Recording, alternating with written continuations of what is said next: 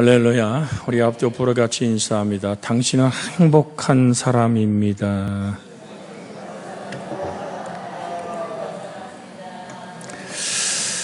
왜 행복할까요? 하나님의 사랑이 내게 머물러 있기 때문인 줄 믿습니다. 왜 행복할까요? 누군가 날 위해 기도하는 기도에 눈물이 있기 때문에 행복합니다. 내 안에 계신 하나님이 행복이기에 우리는 늘 하나님을 고백하는 신앙 안에서 자유함을 얻기를 주의 이름으로 축복해 드립니다. 자, 예수님께서 부활하신 후에 너희는 가서 모든 족속을 제자를 삼아 아버지와 아들과 성령의 이름으로 세례를 주고 내가 너에게 분부한 모든 것을 가르쳐 지키게 하라. 그리고 말씀하여 볼지어다 내가 세상 끝날까지 너희와 항상 함께 하리라. 예수님은 이 명령을 교회의 대헌장으로 남겨주셨습니다. 주님은 우리를 부르실 때 단순히 구원을 받으라고 초청하진 않습니다. 우리가 구원받은 후 제자가 되기를 원하십니다. 여러분, 오늘도 우리 찬양을 부르면서 보내주소서란 찬송이 내가 마치 보내면 금방 뛰어나갈 것 같은 찬양을 드렸습니다마는 하나님은 내가 제자 될 때 보냅니다. 우리가 6.25 전쟁 때 학도병들이 나가서 수없이 많은 죽음을 맞았습니다. 훈련되지 않은 병사는 전쟁에서 살아남을 수가 없습니다. 그러기에 주님은 오늘도 여러분과 제게 특별히 우리 스데반 선교회에 원하는 것은 내가 너를 제자 삼기를 원한다란 말입니다. 근데 많은 그리스도인들이 제자가 되기를 거부하고 그리스도를 믿음으로 구원 얻는 데만 머물러 있습니다. 오늘 주가 주신 사명, 주가 주신 은혜, 도대체 제자가 되는 것이 어떠한 길인가라는 것을 아예 생각도 하지 않을 때가 많습니다. 그저 내가 그냥 편안하고 예수 믿고 저 천국 가면 되지. 그러나 주님은 오늘 이 헌신을 통해서 가장 아름다운 헌신은 내가 하나님의 뜻을 위해 뭔가 내어드려야 되는데 제자 되는 그 길을 주님은 우리에게 말씀하고 계십니다. 어떻게 제자 될까요? 마태복음 11장에 주님 이렇게 말씀하시죠. 수고하고 무거운 짐진 자들아 다 내게로 오라. 내가 너희를 편히 쉬게 하리라. 나는 마음이 온유하고 겸손하니 나의 멍에를 메고 내게 배우라. 그리하면 쉼을 얻으리니 내 멍에는 쉽고 내 짐은 가벼움이라고 말씀합니다. 내가 정녕 쉼을 얻게 될 것이고 쉼을 얻는 속에서 뭘 하죠? 배우게 하시고 그리고 멍에를 메고 주님을 따르게 하는 겁니다. 이게 하나님이 우리를 불러서 하나님의 제자로 만들어가는 과정입니다. 우리를 어떻게 한다고요? 주 예수의 십자가 멍에 밑에서 뭐 하고요? 쉬게 하고 그리고 와서 뭐 하라? 배워라. 주님 분명하게 명령하고 계십니다. 배워라. 마태복음 11장 28절 29절 한번 비춰주세요. 마태복음 11장 28절 29절 같이 한번 읽습니다. 수고하고 무거운 짐진 자들아 다 내게로 오라. 내가 너희를 쉬게 하리라. 나는 마음이 오냐고 겸손하니 내 멍에를 메고 내게 배우라. 그리하면 너희 마음이 쉼을 얻으리라. 이는 내 멍에는 쉽고 내 짐은 가벼움이라 하시니라. 자, 와서 쉬어라. 어떻게 쉽니까? 말씀 앞에 나를 내어놓을 때 쉼이 시작돼요. 아이가 엄마 품에 안겼을 때 쉼이 시작되는 거예요. 끝없이 갓난 아이는 제일 먼저 배우는 말은 엄마입니다. 엄마, 엄마, 엄마. 그 엄마가 없으면 불안한 거예요. 불안한 거예요. 저희 집사람들 이미 할머니가 됐습니다마는 할머니들의 마음은 어때요? 손주는 데려다가 키우고 싶어 해요. 날마다 보고 싶어 입히고 먹이고 싶죠. 그런데 그에게는 엄마가 필요한 거예요. 오늘 사랑하는 여러분, 그렇게 주 안에서 쉼이 시작됐을 때 하나님은 그 안에서 예수 그리스도를 배우라 하시고 배웠으면 내 멍에는 쉽고 가벼운데 그 멍에를 메고 뭐하라? 나를 따르라. 저는 우리 교인들이 날로 신앙생활이 깊어지고 장성하여서 주님의 제자로 남은 생애를 살 수 있게 되기를 예수 그리스도의 이름으로 축원해 드립니다. 옆에 사람 손잡고 인사합니다. 예수님의 제자로 살 수 있기를 축복합니다. 일단은 축복을 해놓고 봐야 돼. 도대체 이 제자의 길이 어떤 길인가? 근데 이 제자의 길은 사실은 영광스러운 길입니다. 그러나 따르기 위해서는 대가를 지불해야 하기 때문에 어려움이 따르지만 그 삶의 결과는 일생 동안 치르는 어려움과 비교할 수 없을 만큼 영광스러운 것입니다. 예수님이 친히 말씀하시기를 누구든지 나를 따라오려거든 어떠거라고요? 자기를 부인하고 뭐를 지고? 자기 십자가를 지고 아멘 나를 따르라고 말씀합니다. 이는 제자가 되기 위한 기본적인 자세를 설명하고 있습니다. 이제는 세상을 떴습니다마는 대한민국의 저 여의도에서 가장 거대한 그리스도인들이 모여서 했던 집회에 그 흥분했던 시절이 있었습니다. 저도 전도사 시절에 그곳에 모여서 함께 그 리더들이 부족하니까요. 저도 오늘 파트를 맡아서 순간 주어진 파트 때문에 그 빌리그레함의 집회 속에서 함께 그 아스팔트에 무릎 꿇었던 기억이 있습니다. 근데 그 빌리그레함이 이런 얘기를 합니다.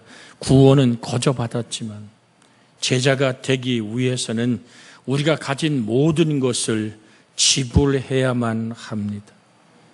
제자란 말은 가르침을 받는 사람 또는 훈련받은 사람이라는 뜻을 의미합니다. 자, 오늘 요한복음 8장 31절로 한번 볼까요? 요한복음 8장 31절입니다. 같이 읽습니다.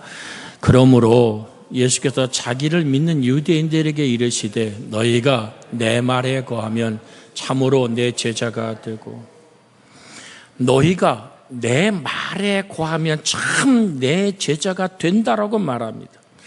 제자는 지속적으로 하나님 말씀 가운데 사는 사람을 말하는 겁니다.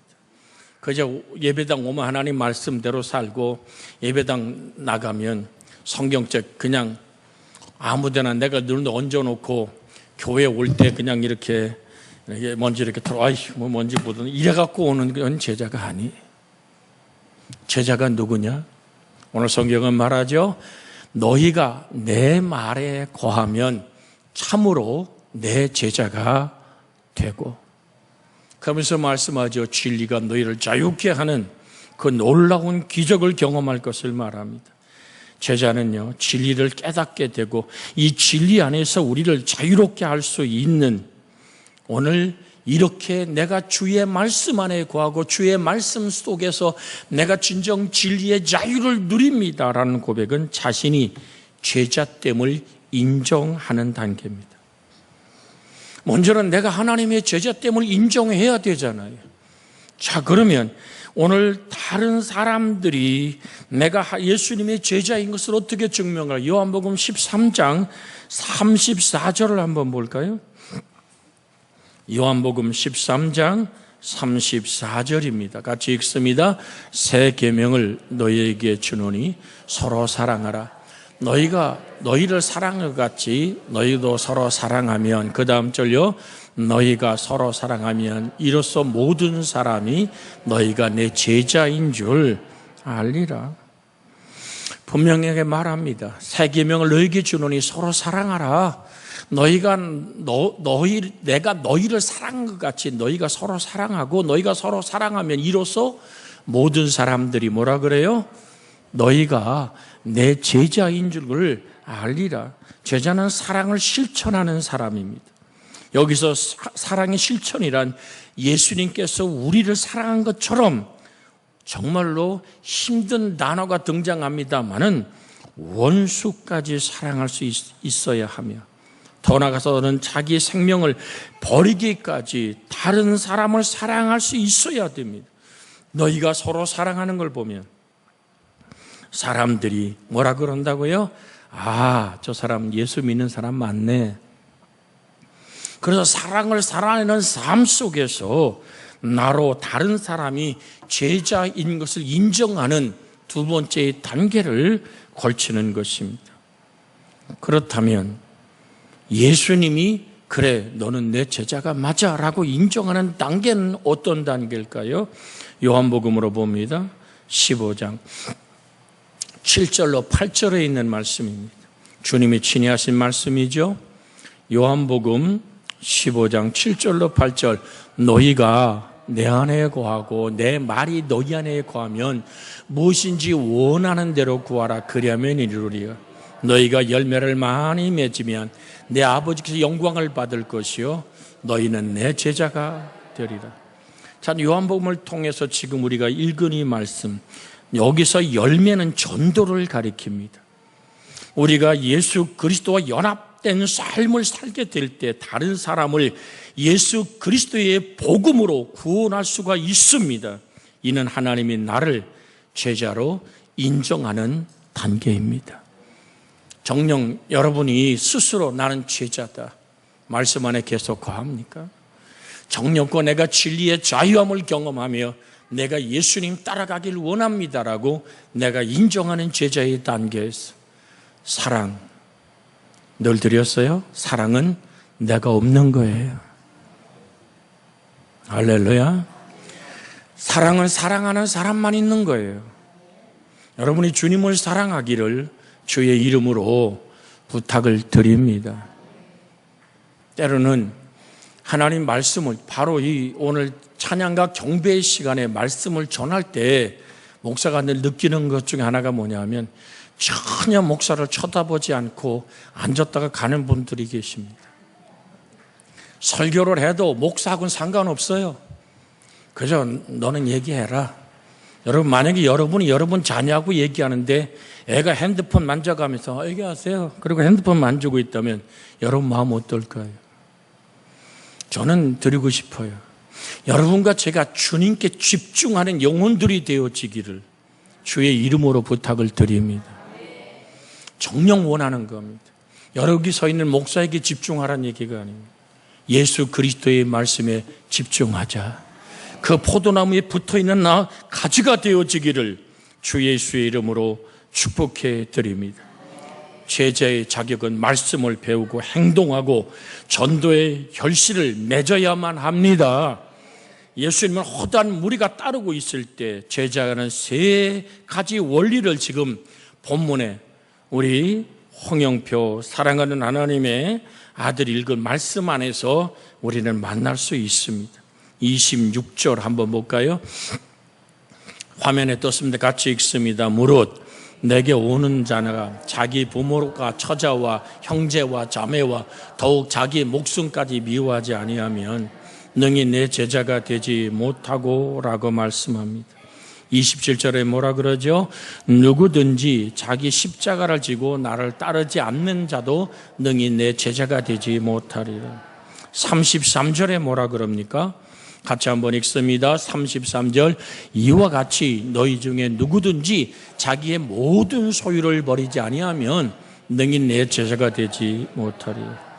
그럼 제자가 되는 길 하나하나 한번 살펴보며 헌신이 뭘까요? 내가 먼저 하나님의 거룩한 모습으로 구별된 제자의 길을 걸을 때 헌신도 열매 맺는 거예요. 자, 그러면 우리가 지금 읽었던 26절, 자, 제자가 되는 길 어떤 길일까요? 제자는 자기를 부인하는 길입니다. 본문에서는 뭐라 그래요? 자기 부모와 처자와 형제와 자매와 더욱이 자기 목숨까지 미워하지 아니하면 능히 내 제자가 되지 못한다. 미움에는 두 가지가 있습니다. 사랑하기 때문에 미워하는 미움이 있고 미워하기 위해서 미워하는 미움이 있습니다.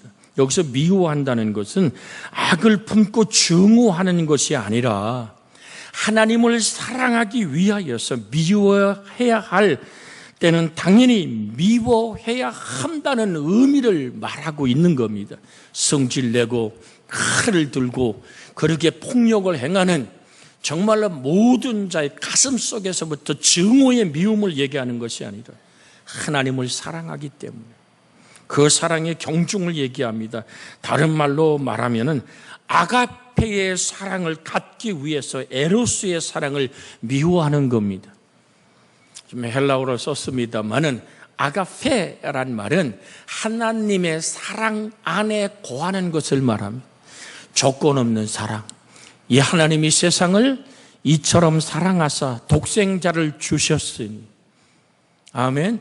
그렇게 내어준 무조건의 사랑, 이것이 하나님의 사랑 아가페라면 에로스라는 것은 정욕적인 사랑을 말하는 겁니다.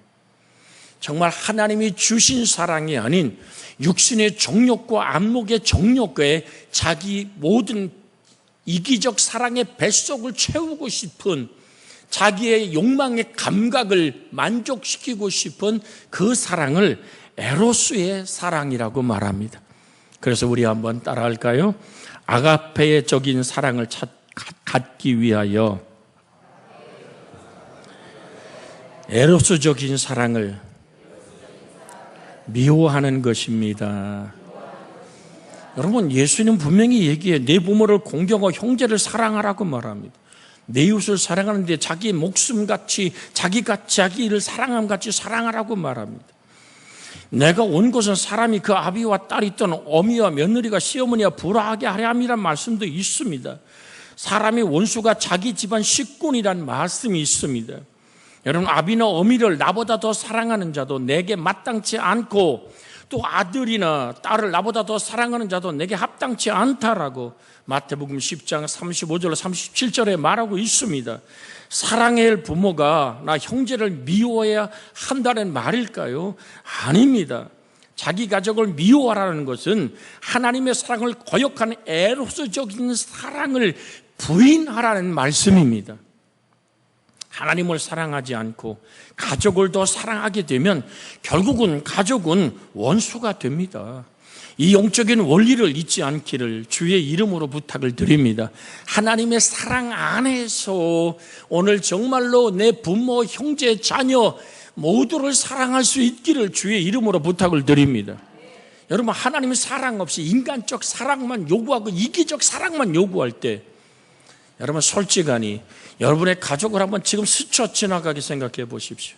하나님을 향한 사랑의 고백의 사랑이 아닐 때 형제와 부모와 큰 집, 작은 집, 수많은 사람이 등을 질 수밖에 없는 원수가 돼버린 관계가, 여러분 이웃관계보다 더 심각하게 오가지도 않는 담을 쳐버리는 관계가 여러분 가족관계 속에는 비일비재합니다. 그래서 오늘 성경 말씀은 바로 진리고 진리는 우리를 자유케 하는 능력인 줄로 믿습니다. 그래서 오늘 본문 26절에 얘기하는 그 사랑, 에로스적인 정말 내 정욕을 채우고 싶은 필요를 따라서 이용 가치적인 그런 사랑, 그것은 결코 하나님의 사랑으로 멀리해야 될 미움임을 오늘 우리는 기억하기를 원합니다. 하나님 말씀을 바로 믿고 순종하지 않으면 정말 집안 식구가 원수가 되어 버릴 수 있습니다. 하나님보다 더 사랑하는 가족은 결국은 자기의 평생에 원수로 바꿔줄 수밖에 없어요. 제가 이런 간증기를 한번 읽어봤어요. 지금 세상을 떠났습니다만은 저 한신교회를 담임했던 고 이중표 목사의 간증기에 이런 걸 읽어봤습니다. 제 친구 한 사람은 신학대학을 나오고 대학원에서 아주 우수한 오늘 성적으로 대학원을 마쳤는데 그는 시골 출신이었다 그래요. 그 어머니는 시골에서 자나깬 아들이 주의 종이 되는 것을 날마다 오늘 소원했고, 오늘 그 친구도 같은 신학대학원까지 나온 그 친구도 오늘 그렇게 살기를 결심했다 그래요. 그런데 어느 날에 그 이준표 목사님 기숙사에 아주 그냥 어여쁜 대학생 한 사람을 데리고 오더니 오늘 소개를 하더래요. 자기의 애인이라고. 아주 돈 많은 부잣집 막내딸인데 참 멋진 아가씨였음을 오늘 시인할 수밖에 없는 아가씨였대. 근데 어느 날 아주 우울한 표정으로 그 목사님 방을 찾아와서 참 내가 고민이 된다고. 그게 뭐냐 그랬더니 사랑하는 그 애인과 그녀의 엄마가 자기를 너무 좋아하는데 한 가지 조건이 있다는 거예요. 목사의 길은 싫으니까 만약에 나를 사랑하면 목사의 길을 포기하고 결혼하라고 조른다는 거죠. 여러분에게 마음속으로 한번 물어볼게요. 여러분의 예쁜 손주를 목사가 되기를 예수의 이름으로 축복한다 그러면 아멘 할 사람 몇 명 있을까요?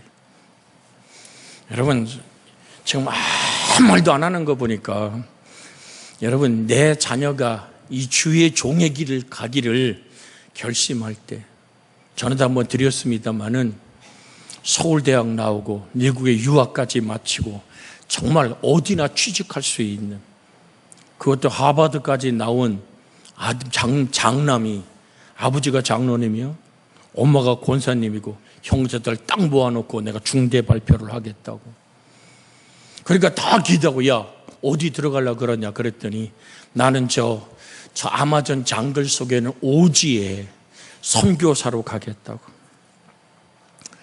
그랬더니요 그 아버지 장로님이 시험 들었대잖아. 그러니까 목사님 찾아와 가지고 하나님은 어쩌면 나한테 이럴 수가 있냐고.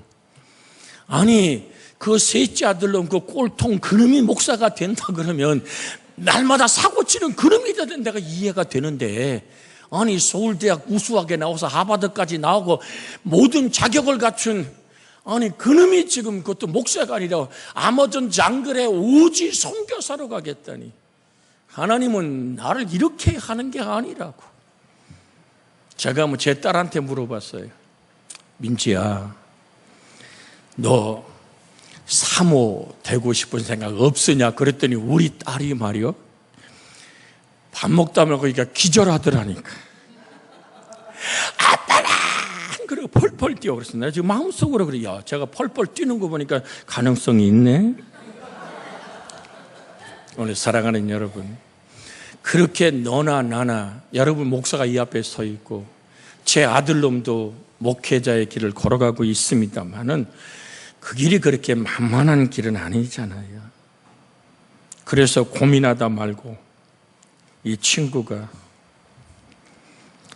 그 여인과 결혼하기 위해서 목사의 길을 포기했다 그래요. 그때 저 친구 분명히 후회할 날이 올 거라고 생각했다 그러죠. 그래서 화스러운 결혼을 했고 처갓집에서 마련해 준 집에서 살면서 무역회사에 취직을 하고 그대로 잘 살아가는 것 같았는데 또 자기도 신학 공부라 교회 봉사를 해야 될 마땅한 그 결심을 하죠. 그런데 술을 마시고 인간 교제의 공허가 뭐랄까 결국은 죄책에 쌓이게 되고 집에 돌아오면 자기의 아내가 평생 원수처럼 보이게 됐다 그래요. 그 나중에 목회가 깊어지고 나이 들었을 때 들어보니까 그는 부인을 잘못 만났기에 인생이 비참하게 되었고 탄식하는 말을 들었다 그래요. 그래서 더 이상은 대한민국에 창피해서 살 수가 없어서 미국으로 이민 가서 처갓집 가게 일을 도와주며 살고 있다 그럽니다. 그가 남긴 한마디가 뭔지 압니까? 먼 훗날 글을 쓸 기회가 있다면 나는 실패자다라는 작품을 남기고 싶다라는 아픔의 소리의 간증기를 읽어본 적이 있습니다. 여러분 무엇이 지금 26절을 말하는지 무엇을 미워해야 되는지 무엇을 사랑해야 되는지 제자의 길은 그렇게 하나님 아닌 것들을 움켜쥐고 사랑하는 길이 아니라 같이 합시다. 주님 한 분이면 족합니다. 하나님의 사랑 하나면 충분합니다. 그 사랑 안에서 얼마든지 가족을 사랑하고 얼마든지 부모를 공경하고 얼마든지 자녀를 길러낼 수 있는데 사랑의 순서가 바뀌어버리면 가족의 관계들이 여러분 회복되길 원합니까? 예수의 생명이 들어가야 될 줄 믿습니다. 먼저 어디 들어가야 돼요? 내 안에.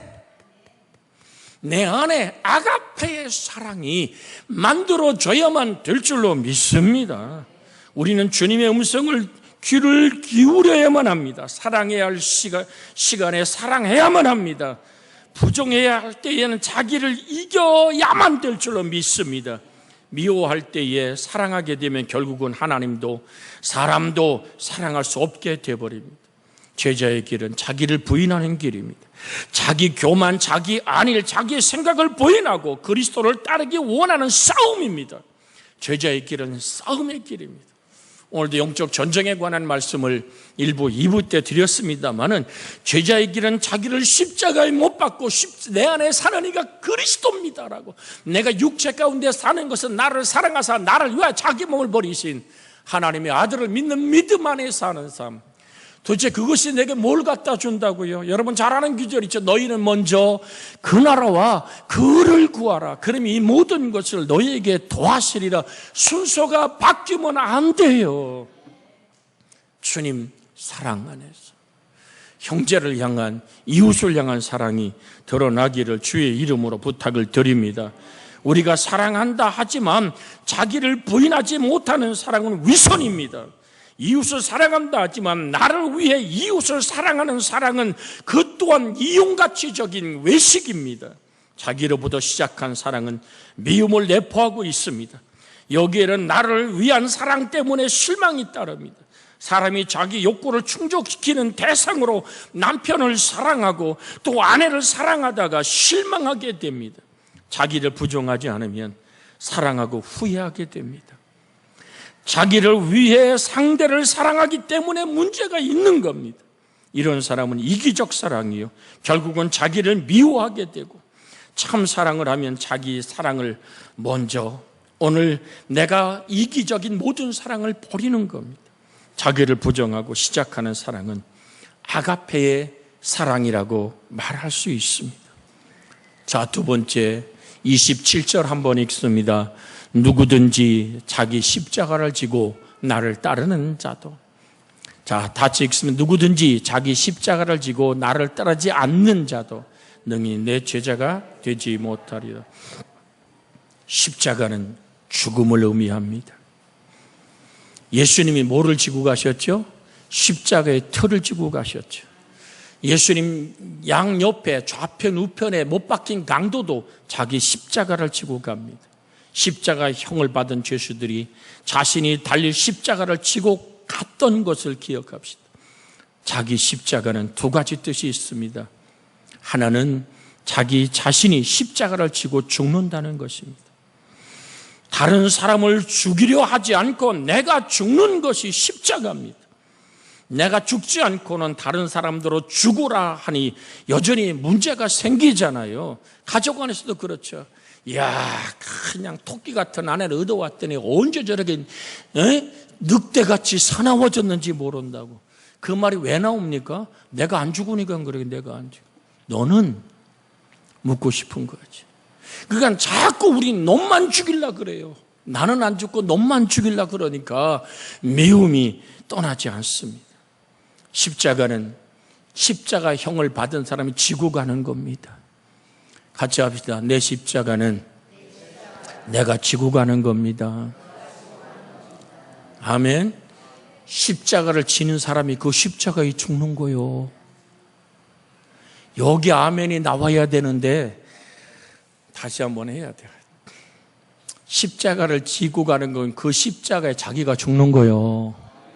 그래서 내가 그리스도와 함께 십자가에 못 박혔나니 내가 주님을 사랑하기에 그 십자가에서 내가 죽고 또 내가 사는 은혜가 일어나야 될 줄로 믿습니다. 또 하나의 십자가의 뜻은요, 죽어야 할 자리입니다. 사람은 저마다 죽어야 할 자리가 있습니다. 우리는 가정이 있고 직장이 있고 맡겨진 사명이 있습니다. 우리는 흔히 병들어 고생한다든지 경제적으로 어려움을 당해서 가난으로 고생하든가 하면 십자가를 진다고 말합니다. 난 아니라고 말하고 싶습니다. 자기 실수로 남의 비평을 듣고 욕을 먹을 때도 십자가를 진다고 말하면 눈물을 흘린 사람도 있습니다. 그러면서 내 주를 가까이 하게 하면 땅바닥을 두드리며 십자가 짐 같은 고생이라고 말하지만, 여러분, 십자가는 그런 것이 아닙니다. 십자가는 자기 선 자리에서 말없이 죽는 것입니다. 십자가는 두 가지 의미를 한다 그랬죠. 십자가를 지고 간 사람이 죽고, 십자가의 다른 뜻은 내가 죽어야 할 자리,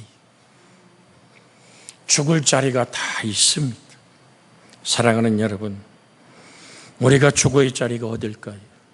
가족의 관계 속에, 일터의 관계 속에, 이웃의 관계 속에, 우린 관계 속에 살아갑니다. 오늘 2부 때도 드렸습니다마는 지구가 멸망해도 바퀴벌레와 강릉 개는 안 죽는다 그러잖아요. 그렇게 만나는 지인들의 관계 속에 그 자리가 내가 죽고 예수가 살 자리입니다. 정말 십자가는 자기가 선자리에서 말없이 죽는 것을 가리킵니다. 예수를 믿기 때문에 직장에서, 가정에서 죽어야 할 자리가 있습니다. 밀 하나가 땅에 떨어져 죽어야 열매를 맺는 것처럼 자기가 밀알 정신으로 죽는 것이 십자가입니다. 우리는 살기 위해 죽어야 합니다. 이 죽음의 고통의 십자가의 아픔, 물론 아픔이죠. 십자가는 죽음을 의미하고 우리 마음에 저마다 이기적인 보상을 생각하고, 그러나 보상을 받으려는 사람은 죽을 수가 없습니다. 내가 죽으면 내가 받는 보상이 없습니다. 내가 죽어버리니까 내가 받을 보상을 받을 수 없는 것이죠. 보상은 상대적인 것입니다. 여러분이 자신의 일생을 희생하고 십자가를 졌는데 나는 이렇게 섭섭하게 할 수 있느냐고 때로는 원망합니다만, 그건 십자가를 진 것이 아닙니다. 내가 너를 어떻게 키웠는데, 내가 당신에게 어떻게 희생했는데, 내가 사람에서 얼마나 억울하게 살았냐고. 우리 오늘 스데반 선교회입니다마는 우리 지금은 아직은 그 원망을 들을 나이는 아닌 것 같아. 그러나 조금 지나면 이제 바울 정도 이렇게 되면 아내들이 녹두리를 하기 시작을 합니다. 내가 시집 올 때부터 어떻게 당신을 위해 헌신하고 당신이 오늘 있기까지 내가 어떤 희생을 하냐고 오늘 그러면 그러려니 하고, 오늘 정말로 내가 먼저 십자가의 죽음을 선포하기를 주의 이름으로 부탁을 드립니다. 여러분, 이거 잘 들으셔야 돼요. 이게 영적인 배경이 그 안에 있어요. 나이 들면요, 그렇게 싸워지지를 않아요. 왜냐하면 싸워봤자 답이 똑같아요. 그러니까 속으로 그냥 복잡해져요. 근데 그걸 참으니까 그게 뭐가 돼요? 화가 돼요, 화. 이게 스트레스가 된다고. 속이, 겉은 조용한데 속은 시끄러요. 그래서 이 시끄러운 이것이 마음의 아픔이 되고 원망이 되니까 거기 뭐가 틈타요? 어둠이 틈타죠. 그러니까 병이 되는 거예요. 질병에 깊어지기 시작하는 거예요. 그래서 우리는 주 앞에 나와 다 쏟아놓는 은혜가 있어야 될 줄로 믿습니다. 여러분은 자신이 일생을 희생했다고 생각하는 그것이 주님과 함께 내가 원망하고 있다면 아직 주님과 함께 내가 죽을 자리를 찾지 못한 겁니다. 예수 그리스도 안에서 그 십자가의 사건이 나의 사건이 되게 하기를 주의 이름으로 축복해 드립니다. 십자가의 정신, 그건 뭘까요? 기대 않는 희생이라야 진정한 십자가입니다. 같이 합시다. 아무런 기대 않는 희생이라야 진정한 십자가입니다. 십자가를 진 자는 죽은 자입니다. 죽은 자가 무슨 보상을 받습니까? 자기에게 돌아갈 보상도 영광도 없는 것입니다. 보상을 기대하는 것은 아직도 죽지 않았다는 증거입니다. 어떤 사람은 많은 보상금을 받고 죽음으로 가족을 살리려고 생각하는 사람도 있습니다. 비싼 보상금을 받고 죽는 것이 자녀들이 잘 살 수 있게 하는 것이니 혹 그런 마음을 가질 수 있습니다. 그러나 내가 죽은 후에 보상금을 누구에게 주겠습니까? 한번 생각해 보세요. 남편을 위해 죽을 아내가 있습니까? 만약에 내가 죽고 그 보상금을 남편이 타고 다른 여자와 멋지게 산다고 할 때도 그 보상금을 미련 없이 죽을 수 있습니까? 지금 아멘 한마디도 안 나와요. 그렇게 된다면 진정한 사랑일 것입니다. 아내를 위해 죽을 남편이 있습니까? 보상금을 미련 없이 남에게 주고 죽는 죽음은 사실은 그것은 십자가의 죽음이라고 할 수 있습니다. 예수님은 친히 십자가에 죽으시고 그의 죽음에 대한 보상으로 모든 인류에게 구원을 주신 것입니다. 주님이 죽음을 통해서 우리에게 구원의 길을 여셨기에 우리에게 죽음에서 이긴 부활의 승리 안에서 생명의 부활을 우리에게 허락해 주셨기에 주님의 죽음의 보상을 주님이 받은 게 아니잖아요. 주님이 살찌고 피 쏟은 것, 피 흘림의 보상을 누가 받은 겁니까? 바로 여러분과 제가 받은 줄로 믿습니다. 보상을 묻지 않는 희생의 십자가. 십자가는 보상이 없는 사랑입니다. 보상 없는 희생이에요. 보상 없는 충성입니다. 이런 사랑과 희생과 충성으로 죽고 그 죽음을 영광으로 받아들이는 것, 이것이 십자가입니다. 예수님은 십자가의 죽음을 최대의 영광으로 알았고 그런 십자가의 정신으로 자기 십자가를 지고 죽으니 하나님은 그에게 오늘 지극히 높여 또 보좌에 앉으시고 하늘과 땅과 땅 아래 것들이 그 앞에 무릎을 꿇고 예수를 주라고 시인하 영광을 받으시는 하나님의 은총을 우리는 빌립보에서 만날 수 있습니다. 오늘 누가복음 9장 33절에는 이렇게 말합니다.